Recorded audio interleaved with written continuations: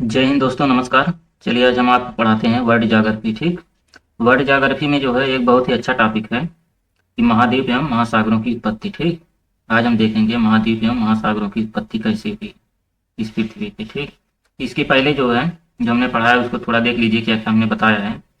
इसके पहले हमने जो है पृथ्वी की संरचना का अध्ययन जो है सही से पढ़ लिया। ठीक। मतलब पृथ्वी की जो है संरचना, पृथ्वी की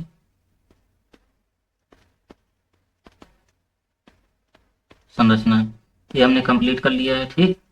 और दूसरा पॉइंट है हमारा, इसके बाद तीन मुख्य परतें हैं। कौन कौन? क्रस्ट है, ठीक,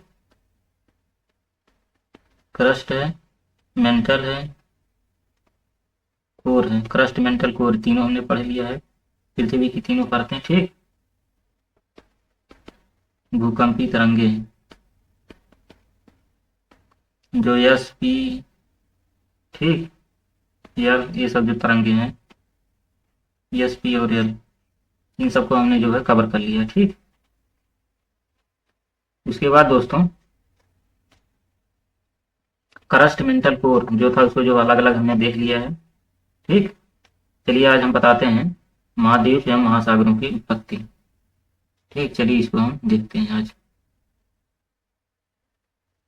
महाद्वीप एवं महासागरों की उत्पत्ति।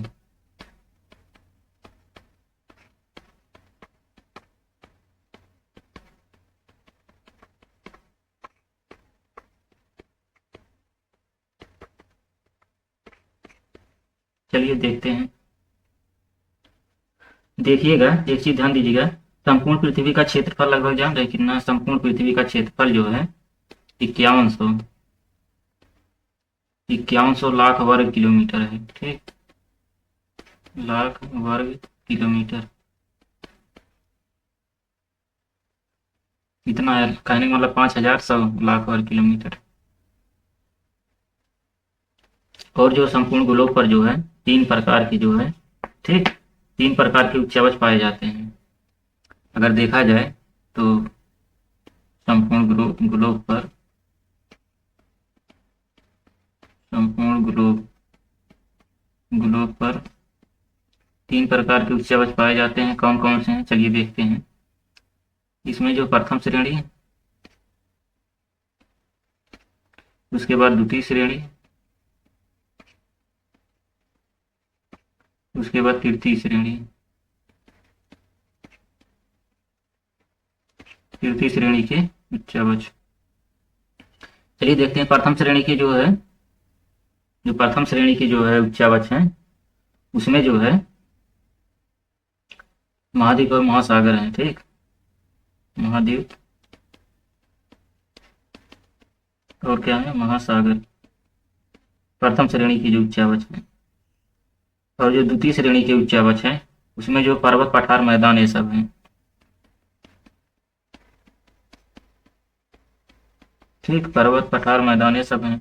और तृतीय श्रेणी की जो उच्चवच हैं उसमें क्या है? घाटियां हैं, घाटियां हैं, पहाड़ियां हैं, घाटियां, पहाड़ियां, और झीलें हो गए, डेल्टा हो गई, झीलें, झीलें, डेल्टा, जलप्रपात, ठीक, ये सब हैं तृतीय श्रेणी के उच्चवच में। ठीक। चलिए इसमें देखते हैं पहला महाद्वीपीय विस्थापन सिद्धांत।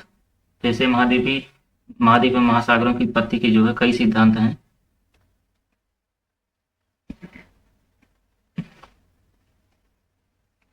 महाद्वीप में महासागरों की उत्पत्ति के जो है कई सिद्धांत हैं। ठीक। उनमें से जो है सर्वमान्य जो है विस्थापन, विस्तार एवं विस्थापन पर जो आधारित मत जो है वही सबसे मान्य है। तो महाद्वीप एवं महासागर की उत्पत्ति के सिद्धांत में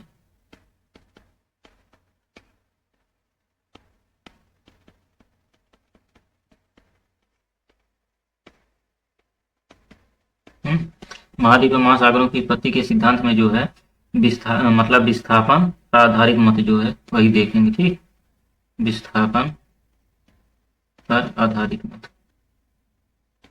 अब विस्थापन पर आधारित जो मत है उसमें जो है दो थ्योरी है। पहला है वैगनर महोदय का,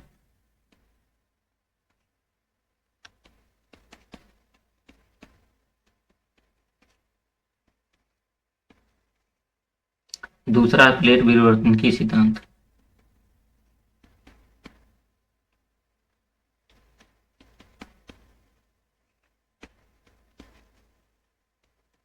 ठीक, पहला वेगनर का सिद्धांत, दूसरा प्लेट विवर्तन की सिद्धांत। चलिए अब इसमें देखते हैं जो विस्थापन पर आधारित सिद्धांत है, इसको पहले देख लेते हैं। ठीक, विस्थापन पर आधारित सिद्धांत, इसके बारे में देखते हैं। महाद्वीपीय विस्थापन सिद्धांत। इसे महाद्वीपीय विस्थापन सिद्धांत जो है, या जो किसने दिया था, जर्मन वैज्ञानिक जो अल्फ्रेड अल्फ्रेड वेगनर ने दिया था। ठीक, जर्मन वैज्ञानिक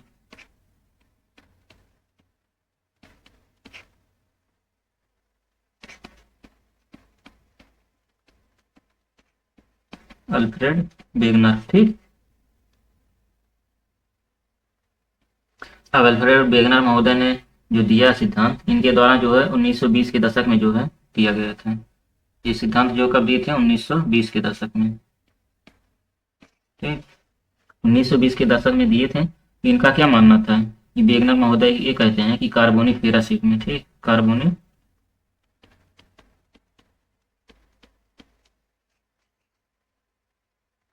फेराशिप में पृथ्वी के जो सभी स्थल खंड जो आपस में जुड़े थे, पृथ्वी के जो स्थल खंड है वो आपस में जुड़े थे।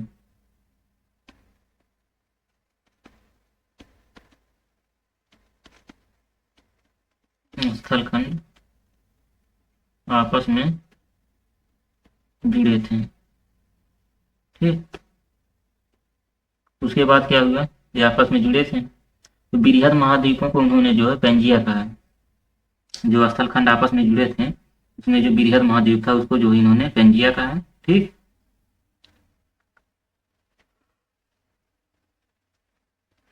देखते हैं। जैसे ही जो पृथ्वी है, ठीक, पृथ्वी पर जो है महाद्वीप जो थे, ठीक, पृथ्वी पर जो है महाद्वीप जो थे उसे इन्होंने पेंजिया कहा है। कुछ इस टाइप के थे, देखिए बना दे रहे हैं।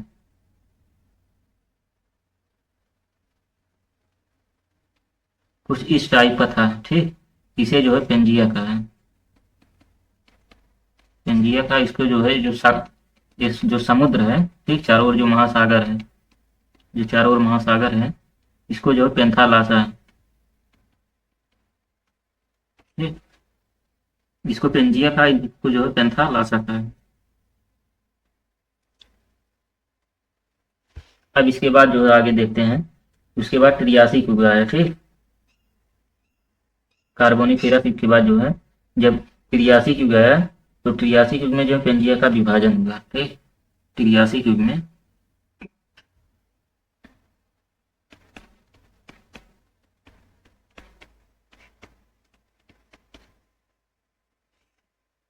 त्रियासी युग में जो इसका विभाजन हुआ,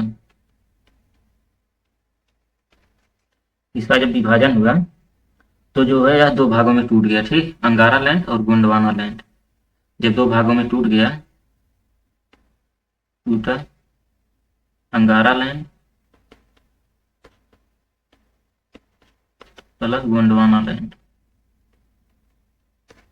ठीक, अंगारा लैंड और गोंडवाना लैंड के बीच मतलब दो भागों में टूट गया है। और टूटने का कारण जान रहे हैं क्या है, टूटने का कारण जो गुरुत्व बल था। ठीक, गुरुत्व बल के कारण यह टूटा। उसके बाद पारगमनशीलता तथा ज्वारीय प्रभाव से जो इन दोनों अंकारा लाइन गोंडवाना लाइन के बीच जो उथला और संकीर्ण महासागर जो है खुला था, जिसे जो टेथिस सागर कहते थे। जो अंकारा लैंड और गोंडवाना लैंड था, इन दोनों के बीच में जो है टेथिस सागर था। टेथिस सागर। अब लगभग जो है 6.5 करोड़ वर्ष पहले, आज से 6.5 करोड़ वर्ष पहले जो है अंतिम जो युग था क्रिटेशियस युग, क्रिटेशियस युग आया। ठीक, क्रिटेशियस युग में जो है गोंडवाना लैंड में विभाजन हुआ। ठीक,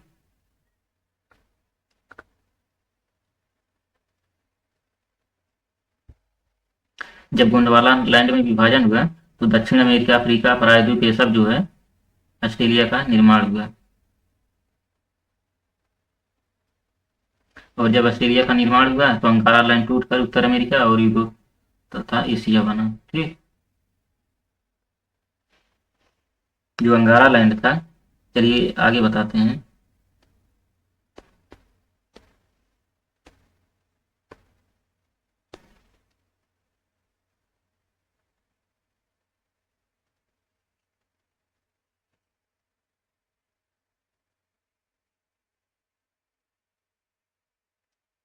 ठीक। या टूटा, टूटने के बाद जो है ऊपर अंगारा लैंड हो गया, नीचे गोंडवाना लैंड। ठीक। जब अंगारा लैंड गोंडवाना लैंड हो गया तब जो है इनका विभाजन हुआ। तो जो नीचे था, ठीक, क्रीटेशियस युग में, क्रीटेशियस युग में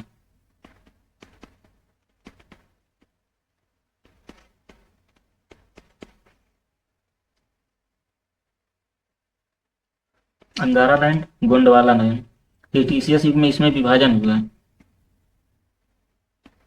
इसमें गोंडवाना लैंड।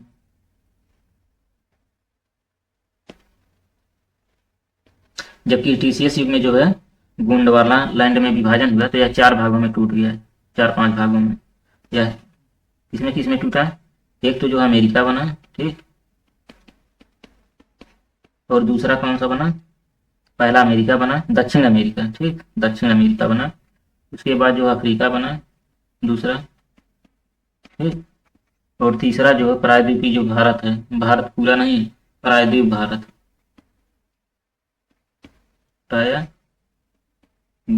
भारत बना, ठीक। तो उसके बाद जो मेडागास्कर बना चौथा, मेडागास्कर बना, और पांचवा जो है ऑस्ट्रेलिया का निर्माण हुआ, पांचवा जो है ऑस्ट्रेलिया का निर्माण हुआ। इसी प्रकार जो अंगारा लैंड भी टूटा है, जैसे ये गोंडवाना लैंड टूटा 5 भागों में, उसी तरह से जो है अंगारा लैंड भी टूटा। अब ये जो है टूटा तो ये 3-4 भागों में भी टूटा। इससे जो है एक उत्तरी अमेरिका बना, ठीक, उत्तरी अमेरिका, और दूसरा जो है यूरोप बना टूट करके, और तीसरा जो है एशिया बना, ठीक, एशिया, यूरोप और उत्तरी अमेरिका बना। अब जो है जब ये एशिया बना उसके बाद जो है दोनों अमेरिका जो है कि पश्चिम की ओर विस्थापित होना, मतलब पश्चिम की ओर जो है प्रवाहित होने के कारण जो है अटलांटिक महासागर जो है इसी का निर्माण हुआ, ठीक। जैसे दोनों मतलब अमेरिका पश्चिम की ओर विस्थापित हुए, ठीक, ये दोनों अमेरिका, दक्षिण अमेरिका और उत्तरी अमेरिका, ठीक, उत्तरी अमेरिका और दक्षिण अमेरिका, कहने मतलब दक्षिण अमेरिका गोंडवाना लैंड का और उत्तरी अमेरिका अंगारा लैंड का, ठीक। ये दोनों जो है दोनों अमेरिका, दोनों अमेरिका पश्चिम की ओर विस्थापित होने लगे, पश्चिम की ओर विस्थापित विस्थापित होने लगे। जब पश्चिम की ओर विस्थापित होने लगे तो उसके फलस्वरूप क्या हुआ? फलस्वरूप उसके फलस्वरूप है अटलांटिक महासागर और उत्तरी दक्षिणी अमेरिका का निर्माण हुआ। इन सब का अटलांटिक महासागर का निर्माण हुआ,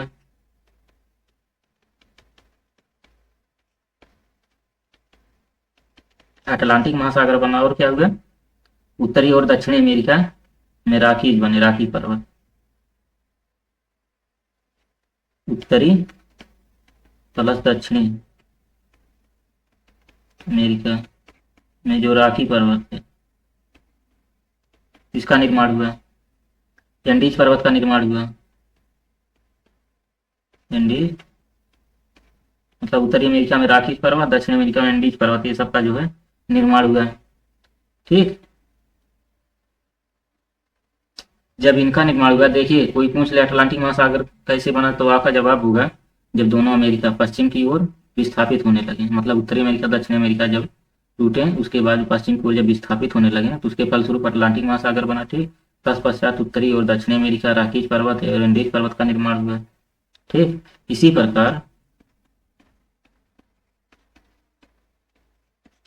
प्रकार जो है अफ्रीका तथा प्रायद्वीपीय भारत, अफ्रीका तथा प्रायद्वीपीय भारत उत्तर की ओर विस्थापित होने लगे, ठीक।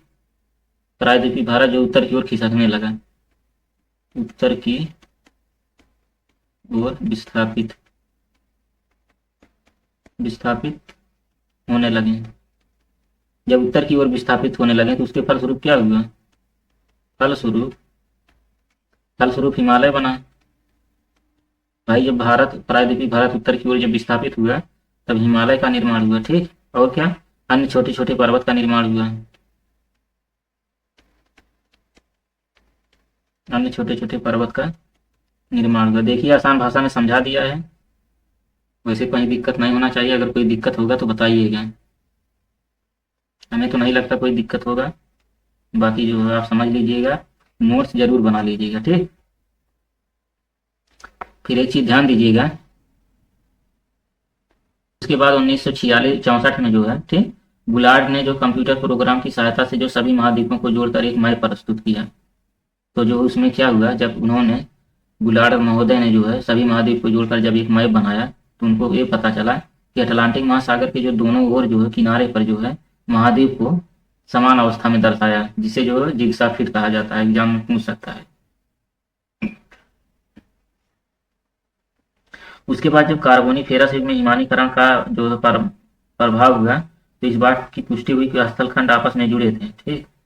अभी जो है देखा जाए, जो बुलार्ड महोदय ने कंप्यूटर प्रोग्राम की सहायता से जो स्थलखंड मतलब महाद्वीपों को जोड़कर एक मैप प्रस्तुत किया था, तो उसको कार्बोनीफेरस युग में जो है हिमानीकरण के प्रमाण के इस बात की पुष्टि हो गई कि स्थलखंड आपस में जुड़े थे, एवं दक्षिणी ध्रुव डरबन तथा वर्तमान में दक्षिणी ध्रुव पूर्वी तट पर स्थित शहर के पास था, ठीक। तो चलिए दोस्तों, आज यहीं तक। उसके बाद मिलेंगे नेक्स्ट वीडियो में, ठीक। नेक्स्ट वीडियो में नेक्स्ट टॉपिक के साथ। तब तक के लिए जय हिंद दोस्तों, नमस्कार।